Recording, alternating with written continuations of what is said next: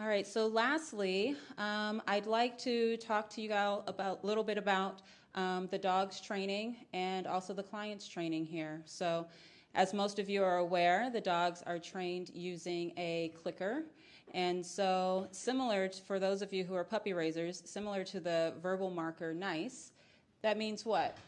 Food's coming, right? So the clicker is just a replacement for NICE, and what that allows is for us to mark the precise moment that the dog shows us the behavior that we want, and then allows us to use that positive reinforcement to reward them.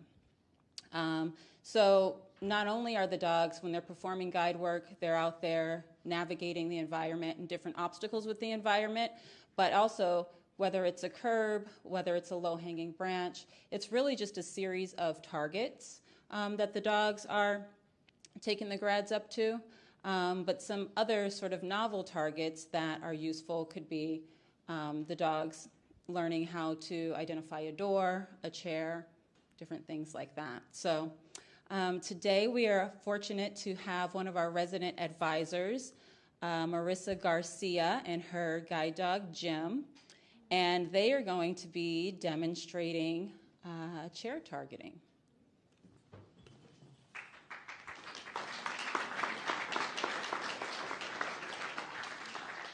All right, so sometimes the process goes pretty fast, so I will try my best to narrate what the team is doing. But the technique that Marissa will be performing is called back chaining, and that is essentially starting at the target and then progressively moving your way farther and farther back.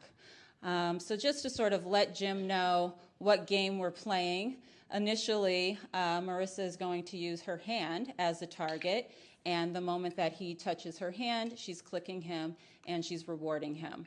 The nice thing about our fist is that, we can then place that on any other target that we desire to teach the dog to point out to us.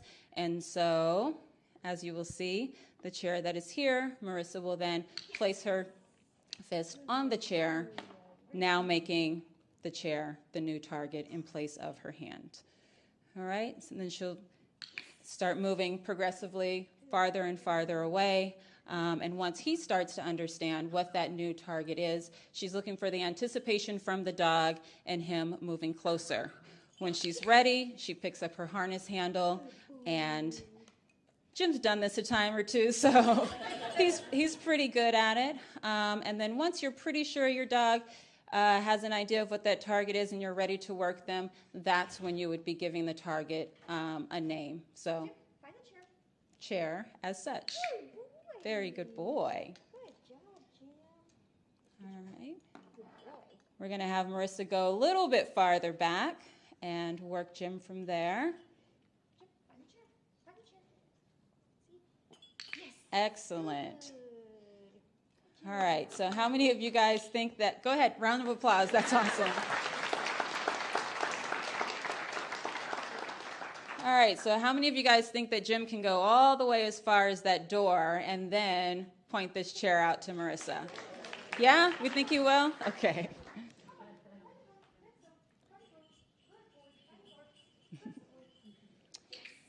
He's showing off. He's showing you guys two targets. You got it, bud. Find the chair. Let's go.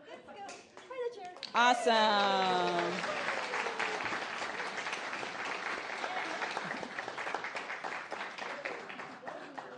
And then just sort of to wrap up the behavior, you see that Marissa has then had a seat in the chair, and that just sort of brings context to the activity. Yes.